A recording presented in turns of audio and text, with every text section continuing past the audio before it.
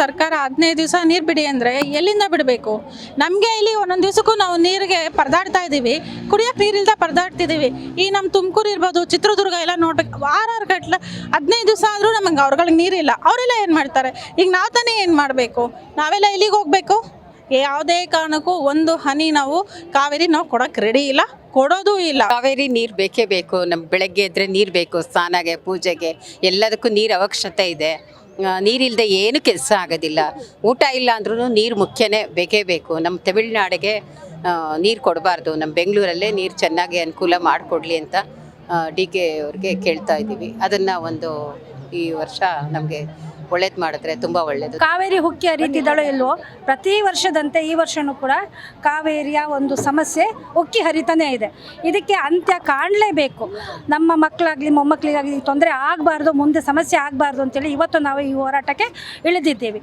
ನಾವು ರಕ್ತವನ್ನು ಸುರಿಸ್ತೇವೆ, ಯಾವುದೇ ಅತಿರೇಕಕ್ಕೂ ನಾವು ಹೋಗ್ತೇವೆ, ನೀರನ್ನು ಮಾತ್ರ ನಾವು ಬಿಡೋದಿಲ್ಲ. ನಮಗಿದ್ರೆ ನಾವು ಕೊಡೋಣ ಸ್ವಾಮಿ, ಅವ್ರದ್ದೇನಿದೆ ಕರ್ತವ್ಯದಿಂದ ಕುಡಿಯೋಕ್ಕೆ ನೀರು ಕೊಡ್ತೀವಿ. ವ್ಯವಸಾಯಕ್ಕೆ ಕೊಡೋಕ್ಕೆ ಸಾಧ್ಯನೇ ಇಲ್ಲ. ನಾವೇನು ತಿನ್ನೋಣ? ನಮ್ಮ ರೈತರಿಗಿಲ್ಲದೆ ನಮ್ಮನೇಲಿರೋ ಅಡುಗೆ ಮಾಡಿದ ಪದಾರ್ಥಗಳನ್ನೆಲ್ಲ ಪಕ್ಕದ ಮನೆಗೆ ಕೊಟ್ಟರೆ ನಮ್ಮನೆ ಮಕ್ಕಳಿಗೆ, ಗಂಡನಿಗೆ, ಅಪ್ಪ ಅಮ್ಮಗೆ ಏನು ಕೊಡೋಣ? ಇದು ನಮ್ಮ ಮಾನ್ಯ ಮುಖ್ಯಮಂತ್ರಿಗಳು ನೋಡಬೇಕು, ಪರಿಶೀಲನೆ ಮಾಡಿ ಇದಕ್ಕೊಂದು ಉತ್ತರವನ್ನು ಕಡಾಖಂಡಿತವಾಗಿ ಕೊಡಲೇಬೇಕು. ಇಲ್ಲದಿದ್ದರೆ ನಮ್ಮ ಕರ್ನಾಟಕ ರಕ್ಷಣಾ ವೇದಿಕೆಯ ಅಣ್ಣ TA ನಾರಾಯಣಗೌಡರ ಸಮ್ಮುಖದಲ್ಲಿ ನಾವು ಈ ಹೋರಾಟವನ್ನು ಅತಿ ತೀವ್ರಗತಿಯಲ್ಲಿ ನಾವು ಮಾಡ್ತೀವಿ. ಒಂದು ಹನಿ ನೀರನ್ನು ಕೂಡ ನಾವು ಕೊಡ್ಲಿಕ್ಕೆ ಸಾಧ್ಯನೇ ಇಲ್ಲ. ವ್ಯವಸಾಯ ಕೊಡೋಕ್ಕೆ ಸಾಧ್ಯನೇ ಇಲ್ಲ. ಮಾನ್ಯ ಮುಖ್ಯಮಂತ್ರಿಗಳು ವಿಜಯ್ ಅವರಿದ್ದ ತಮಿಳುನಾಡಿನ ಅವ್ರ ಮೇಲೆ ನಮಗೆ ಅಪಾರವಾದ ಪ್ರೀತಿ ಭಕ್ತಿ ಇದೆ.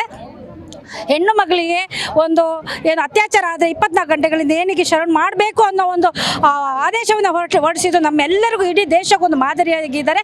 ವಿಜಯ್ ಅವರೇ, ನಿಮ್ಮಲ್ಲಿ ಕಳಕಳಿಯ ಪ್ರಾರ್ಥನೆ, ನಿಮಗೆ ಕುಡಿಯೋಕ್ಕೆ ನೀರು ಕೊಡ್ತೀವಿ, ವ್ಯವಸಾಯಕ್ಕೆ ಕೊಡೋಕ್ಕೆ ಸಾಧ್ಯನೇ ಇಲ್ಲ.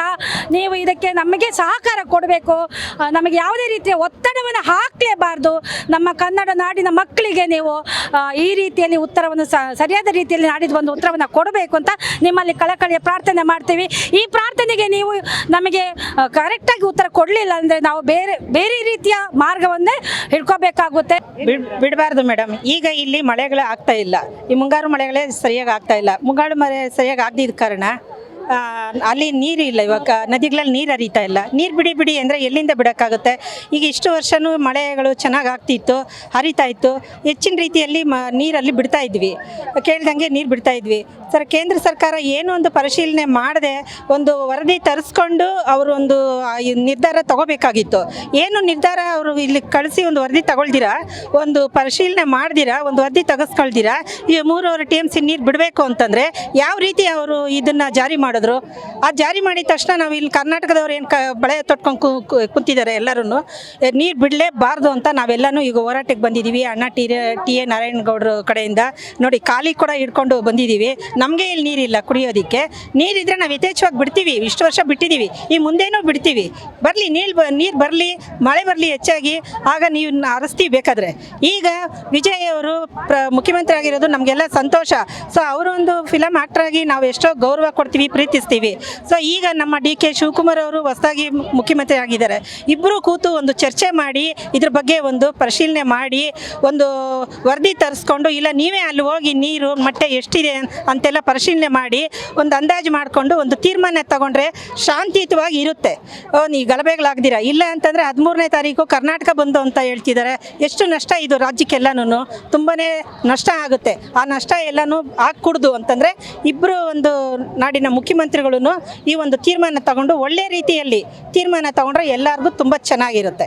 ನೀರು ಬೇಕೇ ಬೇಕಲ್ವ ಮೇಡಮ್? ಇಲ್ಲಿರೋ ಡ್ಯಾಮ್ಗಳಲ್ಲಿ ನೀರಿಲ್ಲ ಮೇಡಮ್, ರೈತರು ಬೆಳೆಗೆ ನೀರಿಲ್ಲ, ಆಮೇಲೆ ಮಳೆ ಸರಿಯಾಗಿ ಆಗ್ತಾ ಇಲ್ಲ.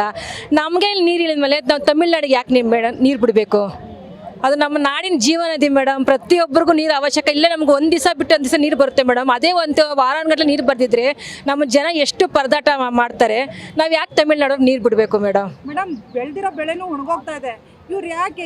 ಅಲ್ಲಿರೋರು ಮನುಷ್ಯರೇ, ನಾವು ಮನುಷ್ಯರೇ ಮೇಡಮ್. ಅವರೊಂದು ಡ್ಯಾಮ್ ಕಟ್ಕೊಂಡು ಅವ್ರು ಶೇಖರಣೆ ಮಾಡ್ಕೋಬೋದಲ್ವ ನೀರನ್ನ?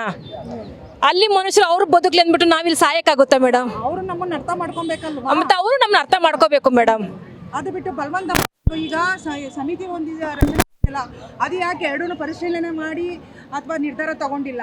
ಸುಮ್ಮನೆ ನಿರ್ಧಾರ ತಗೊಂಡು ಈ ಕರ್ನಾಟಕವನ್ನು ಇಕ್ಕಟ್ಟಿಗೆ ಸಿಗ ಹೌದು ಮೇಡಮ್, ಇವರು ಬಂದು ಇಲ್ಲಿ ಪರಿಶೀಲನೆ ಮಾಡಬೇಕಾಗಿತ್ತು ಮೇಡಮ್. ಎಲ್ಲ ಡ್ಯಾಮ್ಗಳು ಚೆಕ್ ಮಾಡಿಬಿಟ್ಟು ಎಷ್ಟು ನೀರಿದೆ ಏನು ಅಂತ ಎಲ್ಲ ನೋಡಿಬಿಟ್ಟು ಒಂದು ಮೀಟಿಂಗ್ ಮಾಡಿ ಪರಿಶೀಲನೆ ಮಾಡಿದರೆ ಒಂದು ಇದು ವಾದ ನಡೆಯುವಾಕಿ ವರದಿ ಸಿಗ್ತಾ ಇತ್ತು ಮೇಡಮ್. ಆದರೆ ಅದನ್ನೇನು ಮಾಡ್ತಾಯಿಲ್ಲ ಮೇಡಮ್. ಏಕಾಏಕಿ ನಮಗೆ 3500 ಸೆಟ್ ನೀರು ಬಿಡು ಅಂತ ಹೇಳ್ತಾ ಇದ್ದಾರೆ. ಯಾವ ಥರ 15 ದಿವಸ ನೀರು ಬಿಟ್ಟು ನಮ್ಗೆ ಇಲ್ಲಿ ನೀರು ಬೇಡವಾ ಮೇಡಮ್? ರೈತರು ನೀರು ಬೇಕು.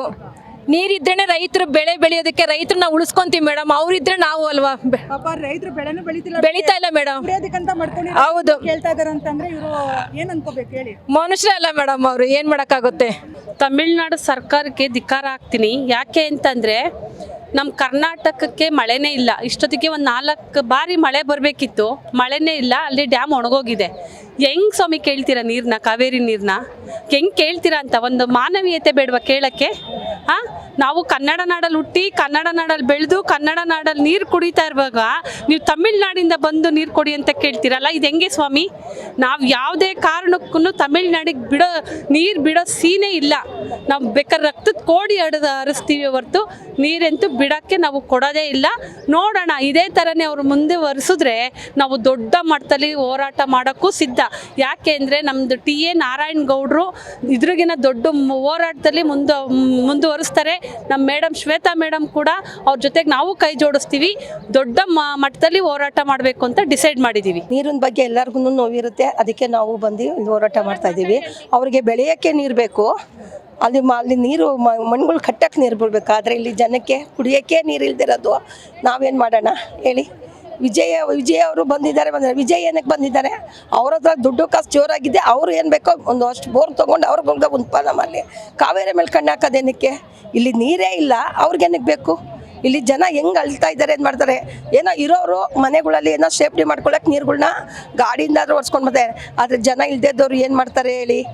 ಅವರು ರೋಡಲ್ಲಿ ನೀರು ಬರೋದನ್ನೇ ಕಾಯ್ತಾ ಇರ್ತಾರೆ. ಪಾಪ ನೀರು ಇಲ್ದಿರ ಅವರು ಕಷ್ಟಗಳು ಬೇಡ, ಅವ್ರವ್ರ ಮನೆ ಬಾಗಿಲಿಗೆ ಹೋಗಿ ಒಂದೊಂದು ಬಿನ್ಗೆ ನೀರು ಕೇಳ್ತಾರೆ. ಹಂಗಾಗಿದೆ ಪರಿಸ್ಥಿತಿ. ಆ ಥರ ಪರಿಸ್ಥಿತಿ ಇರ್ಬೇಕಾದ್ರೆ ನೀರು ಬೇಕು ಅಂದರೆ ಏನು ಮಾಡ್ತಾರೆ? ಇಲ್ಲಿ ಬೋರ್ಗಳು, ನೆಲಗಳು, ಜಲಗಳು ಎಲ್ಲ ಒಣಗಿ ನಿಂತಿದೆ.